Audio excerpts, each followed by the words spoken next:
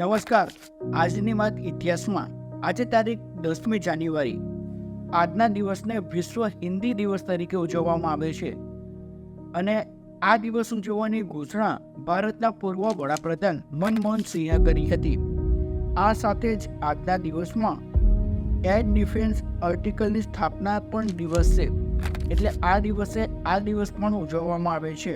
ઇતિહાસની વાત કરીએ તો વર્ષ 1863માં આજના દિવસે વિશ્વની પ્રથમ ભૂગર્ભ ટ્રેન સેવા લંડનમાં શરૂ કરવામાં આવી હતી. લંડનમાં વિશ્વની પ્રથમ ભૂગર્ભ ટ્રેન સેવા શરૂ થઈ હતી. ઉપરાંત આજની તારીખે વર્ષ 1839માં ભારતની ચાર ઇંગ્લેન્ડ પહોંચી હતી.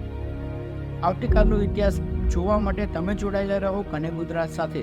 ત્યાં સુધી મને રજા આપશો. નમસ્કાર.